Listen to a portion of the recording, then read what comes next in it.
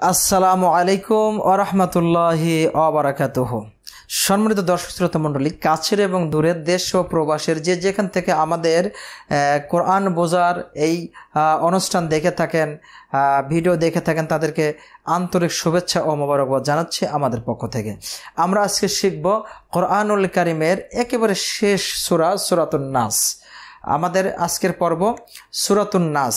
আমরা কোরআনুল কারীমের এই 114 নম্বর সূরা সূরাতুন নাস এর শাব্দিক ব্যাখ্যা বিশ্লেষণ সহ এবং এর কি আমল আছে, হাদিসে কি বলা হয়েছে সেই সম্পর্কে আজকে আমরা জানবো ইনশাআল্লাহ। আসুন আর সময় নষ্ট না করে আমরা আমাদের আসল কাজের দিকে ধাবিত হই, অর্থাৎ আসুন সূরাতুন নাস আমরা শিখি।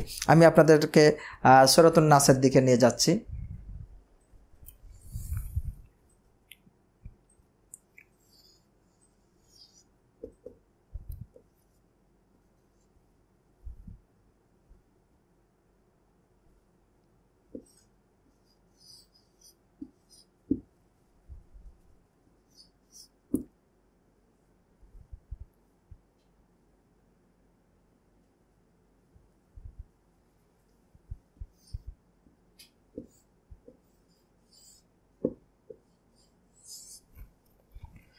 কুল কফ লাম পেশ কুল, আ হামজা জবর আ, আইন পেশ উ, জাল পেশ জু, আউযু, বাজের বি, র বা জবর রব, বি রব, বা নুন জের বিন, নুন আলিফ জবর না, সিন জের সি।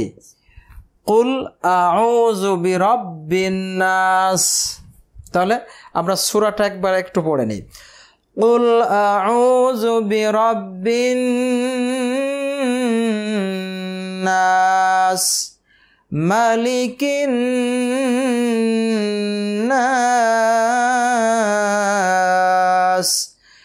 إله الناس من شر الوسواس الخناس الذي يوسوس في صدور الناس من الجنة والناس। এটা হচ্ছে তেলাওয়াত শুনলেন। এবার আমরা এর প্রথম আয়াতের শাব্দিক অর্থ এবং ব্যাখ্যা বিশ্লেষণ সংক্ষেপে আমরা শিখব। কুল শব্দের অর্থ হচ্ছে বলো বা বলা, বলো বা বলা। তাহলে সম্মানিত দর্শক শ্রোতা মণ্ডলী, যেখানে দেখবেন কফ লাম পেশ কুল এইটা এসেছে, সেখানে আপনি সহজেই আপনার মাথার ভিতর রাখবেন যে কুল শব্দের অর্থ হচ্ছে বলো বা বলা। এটা আপনি মাথায় রাখবেন। তাহলে আল্লাহ বলছেন কুল, আমাদের নবীকে বলছেন, হে নবী আপনি বলুন আউযু, আমি আশ্রয় চাই, আমি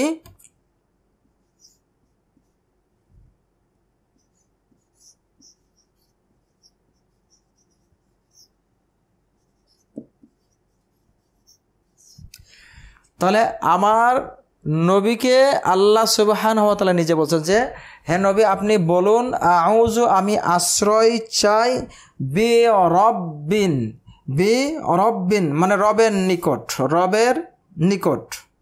কার নিকটে? রবের নিকটে।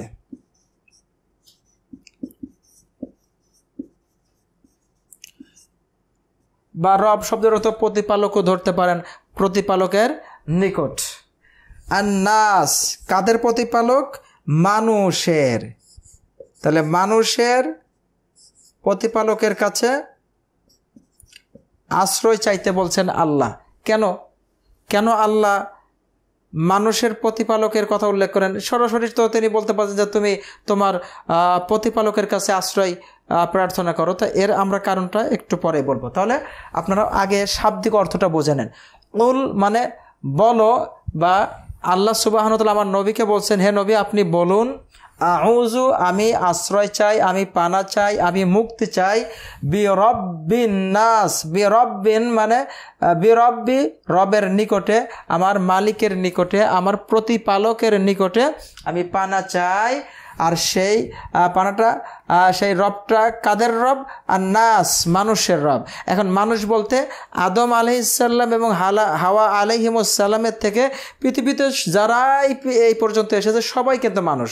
এখানে আল্লাহ কিন্তু শুধু মুসলমানদের কথা উল্লেখ করে নাই, তামাম মানুষকে উল্লেখ করেছেন।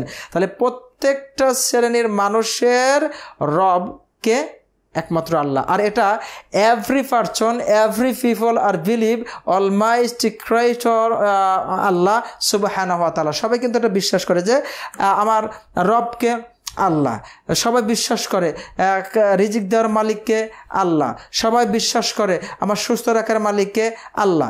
কিন্তু একটা জায়গায় যে মানুষের আকীদাগত সমস্যা আছে যে আল্লাহ একজন আছেন, কিন্তু আল্লাহ সরাসরি রিজিক দেওয়া, আল্লাহ সরাসরি সুস্থ রাখা, আল্লাহ সরাসরি আমার দোয়া কবুল করা এগুলা শোনে না, এগুলা বিভিন্ন মাধ্যম দিয়ে শোনাইতে হয় আল্লাহকে, এমন বিশ্বাস কিন্তু মানুষের মাঝে আছে, যেটা আমরা কোরআনুল কারীমের মাধ্যমে জানতে পারি। রাসূল সাল্লাল্লাহু আলাইহি ওয়াসাল্লামের সময় ছিল, তার আগের মুশরিকদের মধ্যে ছিল, এখনও এমন আছে। তাই মানুষের রবের কাছে পানা চাইতে বলছেন আল্লাহ সুবহানাহু ওয়া তাআলা। তাহলে এর আমরা যদি পুরো অর্থটা দেখি তাহলে আমরা বলতে পারি কি, বলো বা হে নবী আপনি বলুন,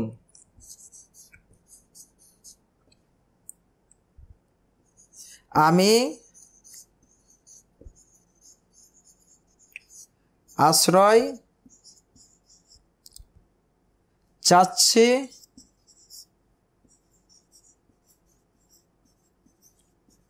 মানুষের প্রতিপালকের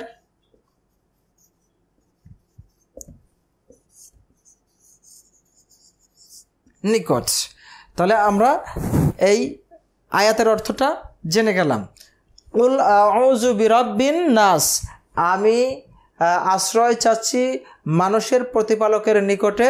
এটা আল্লাহ সুবহানাহু ওয়া তাআলা আমাদেরকে পানা চাইতে বলছেন। আমার নবীকে যেমন বলেছেন আমরাও সেরকম আল্লাহর কাছে সেইভাবে চাচ্ছি কি, কুল আউযু বিরাব্বিন নাস, আমি পানা চাচ্ছি। এটা আল্লাহর কাছে আমি যে বলছি যে হে আল্লাহ আমি মানুষের রবের কাছ থেকে আমি পানা চাচ্ছি।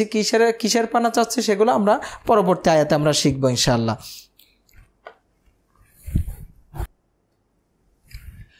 2 নম্বর আয়াত, মালিকিন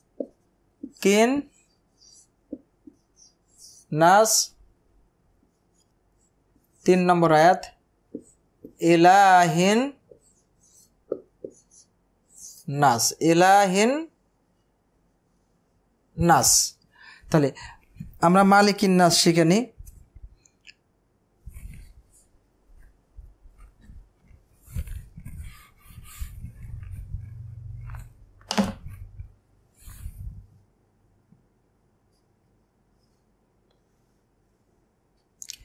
মালিকিন নাস, মা মিম জবর মা, লাম জের লি, কাপ নুন জের কিন, নুন আলি জবর না, সিন জের সি, মালিকিন নাসি, ইলা লাম খাড়া জবর লা, হা নুন জের হিন, নুন আলি জবর না, সিন জের সি, ইলাহিন নাসি। তাহলে মালিক শব্দের অর্থ কি? মহা অধিপতি, যিনি যাকে বাধা দেওয়ার মতো, যাকে থামিয়ে দেওয়ার মতো কেউ নাই, তাকে বলা হয় মালিক। তাহলে আমরা মালিক কি, অধিপতির নিকটে।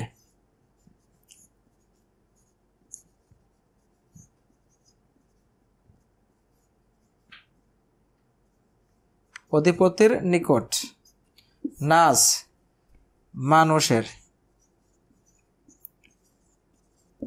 এখানে আরেকটা জিনিস ভালো করে শিখে রাখুন, নাসুন, নাসুন শব্দের অর্থ হচ্ছে মানুষ। যেখানেই নাস আসবে সেখানেই ওটার অর্থ করবেন মানুষ। তাহলে নাস শব্দের অর্থ জেনে গেলেন, নাস মানে মানুষ, উল মানে বলা, এটা আপনারা আজকে শিখে গেলেন। ইলাহুন,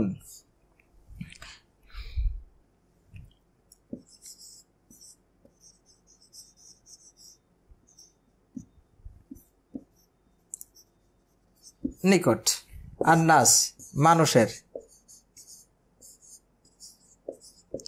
তাহলে মালিকিন নাস, যিনি মানুষের অধিপতির কাছে পানা চাচ্ছি। ইলাহিন নাস, মানুষের প্রকৃত সত্য প্রভুর কাছে আমরা পানা চাচ্ছি। তাহলে একটা, দুইটা, তিনটা আয়াতে আল্লাহ পরস্পর একই কথা বলে যাচ্ছে, তার নিজের গুণাগুণ বর্ণনা করছে যে তুমি মানুষের রবের কাছে পানা চাও, মানুষের মালিকের কাছে পানা চাও এবং মানুষের ইলাহের কাছে পানা চাও। সম্মানিত দর্শক শ্রোতা মণ্ডলী, এখানে কিন্তু একটু ব্যাপার আছে। রব যিনি আমার আপনার সব চাহিদা পূরণ করেন, আর মালিক যিনি, মালিক মানে কি বোঝেন, সব কিছুর যিনি মালিক, কিন্তু আমার হায়াতের মালিককে আল্লাহ, আমার রিজিকের মালিককে আল্লাহ, আমার এই যে কথা বলার ক্ষমতা দেওয়ার মালিককে আল্লাহ, আমার দৃষ্টির শক্তি দিয়ে রেখেছেন এর একমাত্র মালিককে আল্লাহ, আমার শ্রবণ শক্তি দিয়ে রেখেছেন এর মালিককে আল্লাহ। এইভাবে everything who has been created almighty Allah, Allah যা কিছুই সৃষ্টি করেছেন সব কিছুকেই আমরা এক বাক্যে কিন্তু বলতে পারি এই পুরা ইউনিভার্স, অল ইউনিভার্স যিনি তৈরি করেছেন, যিনি সৃষ্টি করেছেন, তিনি হলেন মালিক। তিনি হলেন কি? মালিক। আর ইলাহুন মানে একমাত্র সত্য প্রভু যিনি, তাকেই বলা হয় ইলাহ, মানে তিনি ছাড়া আর সত্য কোনো মাবুদ নাই। তাহলে হয়তো বলতে পারেন তাহলে কি মাবুদ আরও আছে? জি, অবশ্যই মাবুদ আছে। কারণ দেখেন, হিন্দু ধর্মে যারা বিশ্বাসী তাদের 1,30,000 তাদের মালিক আছে, মানে দেবতা, ইলা আছে, দেবতা আছে। যারা খ্রিস্টান তারা আবার তাদের দেবতা বানিয়ে নিয়েছে, মানে তাদের ওই ইলা বানিয়ে নিয়েছে। যারা বৌদ্ধ তারা ইলা বানিয়ে নিয়েছে গৌতম বুদ্ধকে। যারা আপনার হচ্ছে ইহুদি তারা তাদের ইলাহ বানিয়ে নিয়েছে। আবার মুসলমানদের মধ্যেও অনেকেই কিন্তু ইলাহ বানিয়ে নিয়েছে আল্লাহকে বাদ দিয়ে, রাসূলকে বাদ দিয়ে।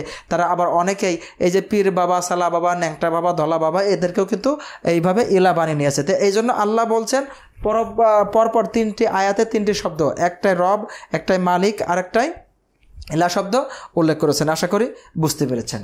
তাহলে আমরা যে এখন যদি এর বাংলা অনুবাদে যাই তাহলে আমরা কি বলবো? মানুষের অধিপতির কাছে পানা চাই, মানুষের সত্য ইলাহের কাছে পানা চাই। এর পরবর্তী আমরা 4 নম্বর আয়াতের দিকে যাচ্ছি। আপনারা বুঝতে পেরেছেন আশা করি। আপনারা আরও বোঝার জন্য আপনারা নিজেরা নোট করতে পারেন আমাদের এই লেখা দেখে দেখে।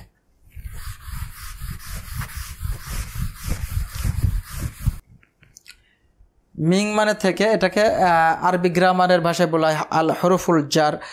আমরা ওই গ্রামাটিক্যাল নিয়মটা আমরা এর ভিতরে নিয়ে আসতেছি না, বাদ দিয়ে দিচ্ছি। কারণ গ্রামাটিক্যাল নিয়ম ওরাই বুঝতে পারে যারা আসলে মাদ্রাসা লাইনে লেখাপড়া করেছে, যারা মিজান মুনসাহেব, সফদুল মাসাদির, হেদায়েতুন নাহু, কাফিয়া এই সমস্ত পড়েছে, তারা এগুলো বুঝতে পারবে। তো সাধারণদের আমরা যেহেতু শেখার ব্যবস্থা করছি, সহজেই আমরা ওই গ্রামাটিক্যাল নিয়মের দিকে যাচ্ছি না। তবে সহজে আপনারা এগুলো মুখস্থ রাখবেন অর্থগুলা। মিন মানে হতে থেকে, মিন মানে হতে থেকে। তো মিন মানে হতে। শাররুন শব্দের অর্থ হচ্ছে অমঙ্গল। যেখানেই আপনি শাররুন পাবেন সেখানেই আপনি এর অর্থ মুখস্থ রাখবেন। শাররুন মানে অমঙ্গল, অকল্যাণ, খারাপ, বাজে, এইরকম অর্থ হবে শাররুন। যেমন দেখুন মিং শারিল ওয়াসওয়াসিল খান্নাস, এখানেই বলছেন। আবার ফামাই আমাল মিসকলা যাররাতিন খায়রা ইয়ারা ওয়া মাই আমাল মিসকলা যাররাতিন শাররা ইয়ারা। ভালো কাজ যদি একেবারে অনুপরিমাণ করেন তাও পাবেন, খারাপ কাজ অনুপরিমাণ করলেও তাও পাবেন। তাহলে আমরা আজকে কিন্তু অনেকগুলো শব্দের অর্থ শিখে যাচ্ছি। আমরা প্রথমে শিখলাম কি, কুল মানে বলা, এটা শিখে গিয়েছেন। নাস মানে মানুষ, এটা শিখে গেলেন। মালিক যেখানেই আসুক মালিকের অর্থ শিখে গেলেন। রবের অর্থ শিখে গেলেন, ইলাহের অর্থ শিখে গেলেন। এখন আবার শিখলেন কি মিন, মিন মানে কি হতে। আর আবার শিখে গেলেন শাররুন। শাররুন শব্দের অর্থ কি? অমঙ্গল, খারাপ, বাজে, যত ধরনের খারাপ আছে সেটাকে বলা হয় শাররুন।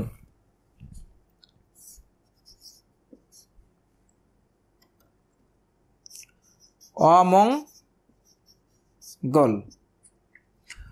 ওয়াসওয়াসিল মিং শাররিল ওয়াসওয়াসিল খান্নাসি। তাহলে শাররুন শব্দের অর্থ অমঙ্গল, ওয়াসওয়াসি শব্দের অর্থ হচ্ছে কুমন্ত্রণা দেয়।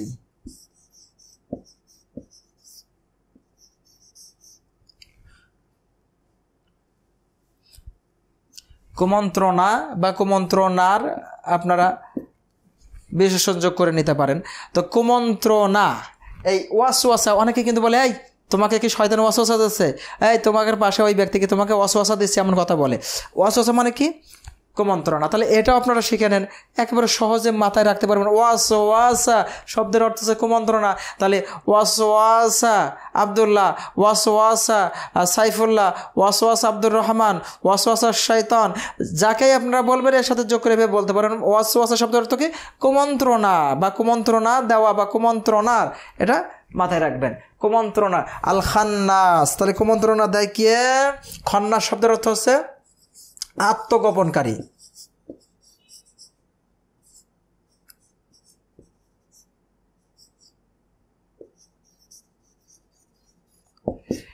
জি, খন্নাস শব্দের অর্থ হচ্ছে কি? গোপনে, যাকে দেখা যায় না, যাকে দুই নয়নে দেখা যায় না, গোপনে অদৃশ্যের মাধ্যমে ওয়াসওয়াসা দেয়, তাকে বলা হয় কি? খন্নাস। আবার আরেকটা কথা মনে রাখুন, এই খান্নাস একটা হচ্ছে শব্দ, একটা শয়তানের নাম, জিন শয়তানের নাম হচ্ছে খান্নাস, যে মানুষকে সবসময় ওয়াসওয়াসা দেয় খারাপ কাজের জন্য। সবসময় মানুষের অন্তরের একের কলবের উপরেও বসে থেকে মানুষকে খালি নাড়াইতে থাকে, খারাপ কাজের দিকে শুধু কন্ট্রোল করতে চাই। তা প্রত্যেকটা এভরি পারসনস, প্রত্যেকটা মানুষের সাথে কিন্তু এই খান্নাস নামক এই শয়তান আছে। তো একদা রাসূল সাল্লাল্লাহু আলাইহি ওয়াসাল্লাম যখন এই কথা বলছেন, তখন সাহাবীরা বলছে, ইয়া রাসূলুল্লাহ, তাহলে আপনার সাথেও কি খান্নাস শয়তান আছে? তখন রাসূল সাল্লাল্লাহু আলাইহি ওয়াসাল্লাম বলছেন, হ্যাঁ আমার সাথেও আছে, তবে আমার সাথে যে আছে সে আমার কাছে বায়াত গ্রহণ করেছে, মানে আমার আনুগত্য স্বীকার করে নিয়েছে। সে এখন আমাকে খারাপ কাজের জন্য প্ররোচিত করে না, বরঞ্চ সে আমাকে আরও ভালো কাজের বিভিন্ন ডিরেকশন, বিভিন্ন স্মরণ করাইয়ে দেয়। আর আমি মুহাম্মদ সাল্লাল্লাহু আলাইহি ওয়াসাল্লাম ছাড়া পৃথিবীতে যত মানুষ এখন আছে, যত মানুষ আসবে কিয়ামত পর্যন্ত, প্রত্যেকটা মানুষের সাথেই খান্নাস থাকবে। আর সে তাকে, অর্থাৎ তার সাহেবকে, তার সাথীকে সে কুমন্ত্রণা দিয়ে, তাকে ওয়াসওয়াসা দিয়ে জাহান্নামী করার চেষ্টা করবে, খারাপ পথে নিয়ে যাওয়ার চেষ্টা করবে। তা আল্লাহ সুবহানাহু ওয়া তাআলা আমাদেরকে সেই জিনিসটাও শিক্ষা দিয়ে দিচ্ছেন কি, যে আপনি ওই খন্নাস শয়তানের কুমন্ত্রণা থেকেও বাঁচার জন্য আমার কাছে প্রার্থনা করুন। তাহলে আমরা এখন এর বাংলা অনুবাদটা, সরল অনুবাদ শিখে নিই। যে নিজেকে লুকিয়ে রেখে বার বার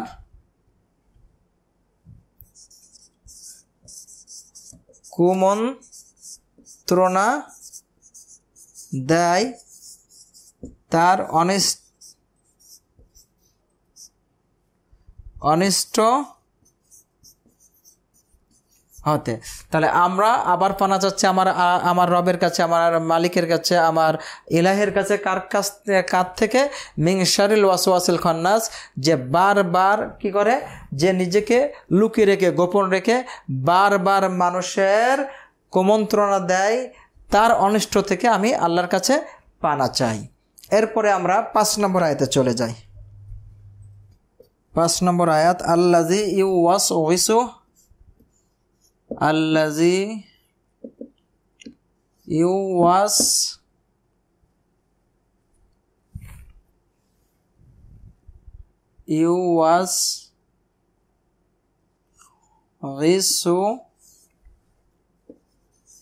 ফি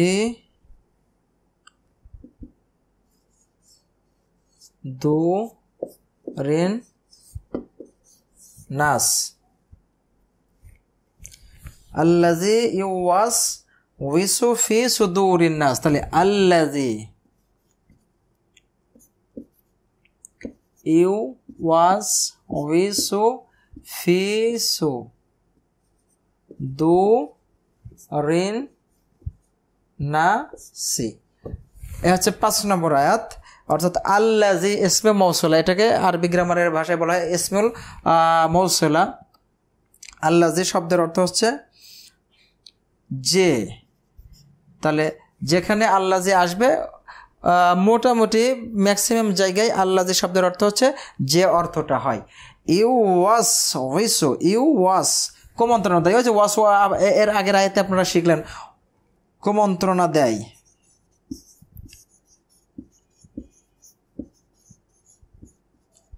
কুমন্ত্রণা দেয় ফি মানে মধ্যে, ফি মানে মধ্যে। আরেকটা সহজে এই ভাষাটা শিখে রাখবেন, ফি মানে কি মধ্যে, কি করে মধ্যে, কিসের মধ্যে সে করে, ফি সু দূরিন নাস, অন্তরসমূহের মধ্যে,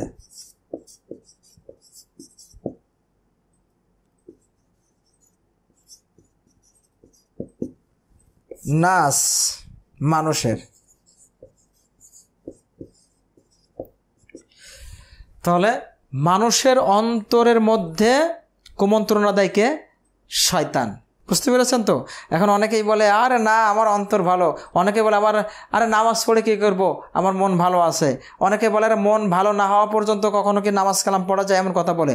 ভাই এগুলো আছে শয়তানি কথা, কারণ ওই অন্তরের মধ্যেই তো শয়তান সবসময় ধোঁকা দিচ্ছে, আর ধোঁকা দিয়ে তো অন্তরটাকে নষ্ট করে রাখছে, আর নষ্ট হয়ে গেছে বলেই তো এমন কথাটি বলছেন। শোনেন, এই অন্তরকে ভালো করার জন্য, এই অন্তরকে রিফ্রেশ রাখার জন্য, পরিষ্কার পরিচ্ছন্ন রাখার জন্য এই কোরআন পড়া লাগবে।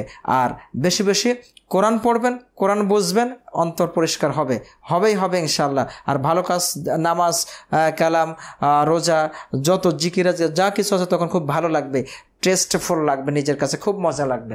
তাহলে আমরা পানা চাচ্ছি যে আল্লাজি ইউওয়াসু, যে কুমন্ত্রণা দেয় মানুষের অন্তরের মধ্যে, তার কাছ থেকেও আমরা কি করছি? পানা চাচ্ছি। তাহলে আমরা সরল অনুবাদ দেখি, যে কুমন্ত্রণা দেয়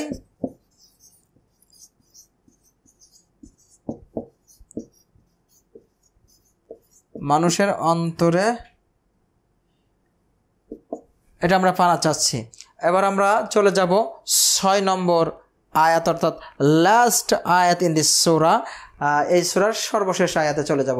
আল্লাজি ওয়াসওয়াসু ফি সুদুরিন নাস, অর্থটা আপনারা শুনে রাখুন। আল্লাজি যে ওয়াসু কুমন্ত্রণা দেয়, ফি মধ্যে, দূর সুদূর অর্থাৎ সদরুন থেকে সুদূর, মানুষের অন্তরে কুমন্ত্রণা দেয়, আন্নাস মানুষের অন্তরে, অর্থাৎ যে কুমন্ত্রণা দেয় মানুষের অন্তরে তার থেকেও আমি পানা চাচ্ছি।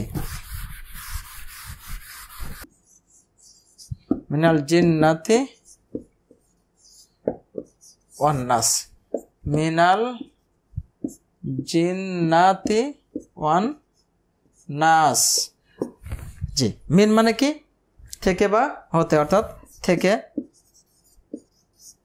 জিন্নাতি মানে জিনদের থেকে, জিনের আর মানুষের।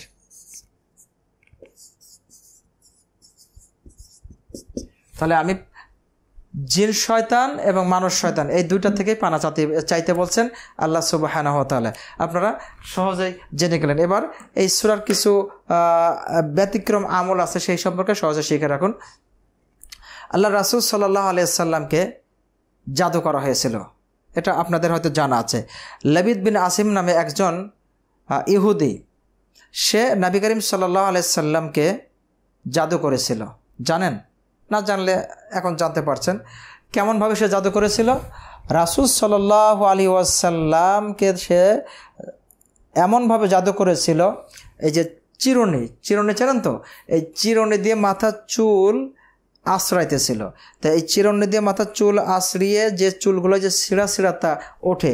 আচ্ছা, মাথার চুল বিশেষ করে যখন ছিঁড়ে ওঠে, বিশেষ করে মহিলাদের ওই চুল কিন্তু সব সোজাসুজি থাকে না, জড়ানো থাকে। তো এই ছিঁড়া চুল এবং চিরুনির ওই দাঁত এবং আরেকটা গাছের কথা বলা হয়েছে, সেই গাছের কিছু গুঁড়া, এই সমস্তগুলো নিয়ে সে ওই চুল দিয়ে দিয়ে হচ্ছে জাদু করেছিল। করে সে ওইগুলোকে সুন্দর মতো নিয়ে যে একটা কূপ ছিল, সেই কূপের মধ্যে ফেলে পাথর দিয়ে ঢেকে রেখেছিল, যাতে কেউ কোনোভাবেই ওটা তুলতে না পারে। আর ওইটা যখন ওইভাবে রেখে দেয়, রাসূল সাল্লাল্লাহু আলাইহি সাল্লামের মধ্যে এর বিরূপ প্রতিক্রিয়া দেখা দিয়েছিল। কেমন? নবী করিম সাল্লাল্লাহু আলাইহি ওয়াসাল্লাম নামাজে দাঁড়িয়েছেন, নামাজে কয় রাকাত পড়ছে না পড়ছে ভুলে যাচ্ছেন, মানে কোনো কিছু স্মরণে আসছে না। একজনকে একটা কথা বলেছেন, আবার তার সাথে যে সেই ওয়াদা রক্ষা করতে হবে, বা এক কথায় তার কাজ ও কর্মের মধ্যে অস্বাভাবিকতা দেখা দিয়েছিল। এমন যখন হয়ে গেল, তা আল্লাহ সুবহানাহু ওয়া তাআলা আর রাসূল তিনি তো আল্লাহ সুবহানাহু ওয়া তাআলাকেই বারবার ডাকতেন। তো একদা আল্লাহ রাব্বুল আলামিনকে বিষয়টা তিনি হয়তো জানাইতেছিলেন।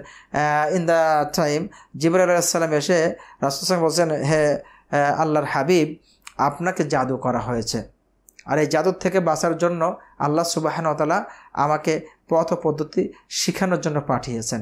তখন তিনি এসে বললেন যে আপনি ওই অমোক কূপের মধ্যে এই জাদুকৃত জিনিস এইভাবে রাখা আছে, আপনি তোলার ব্যবস্থা করুন। কোনো কোনো বর্ণনায় আসছে যে জিবরাইলের মাধ্যমে নবী করিম সাল্লাল্লাহু আলাইহি ওয়াসাল্লাম তুলাইয়ে নিয়ে আসেন। তবে শক্তিশালী এবং গ্রহণযোগ্য মত হলো যে নবী করিম সাল্লাল্লাহু আলাইহি ওয়াসাল্লাম তার সঙ্গীদের দ্বারা ওটাকে ওই কূপের মধ্য থেকে তোলার পরে নবী করিম সাল্লাল্লাহু আলাইহি ওয়াসাল্লাম তিনি দেখছেন যে এই যে চুলের গিরা খুলবে কী করে, অস্বাভাবিক, সম্ভব নয়। তখন রাসূল সাল্লাল্লাহু আলাইহি ওয়াসাল্লামকে আল্লাহর পক্ষ থেকে যেই সূরাটা জিবরাইলের মাধ্যমে পাঠানো হয়েছে, আল্লাহ রাসূল সাল্লাল্লাহু আলাইহি ওয়াসাল্লামকে বলা হলো, জিবরাইল বলছেন যে হে মুহাম্মদ সাল্লাল্লাহু আলাইহি ওয়াসাল্লাম, আপনি মুআউযিজাতাইন অর্থাৎ সূরা নাস, আর আপনাদেরকে আজকে শেখালাম সূরা নাস, পরবর্তী ক্লাসে আমরা আপনাদেরকে শেখাবো সূরা ফালাক। এই দুইটা সূরা দিয়ে বলেন আপনি এই দুইটা সূরা পড়ুন আর এতে ফু দিন, দেখবেন অটোমেটিক গিরেগুলো খোলার সব ব্যবস্থা আল্লাহ করে দিবেন।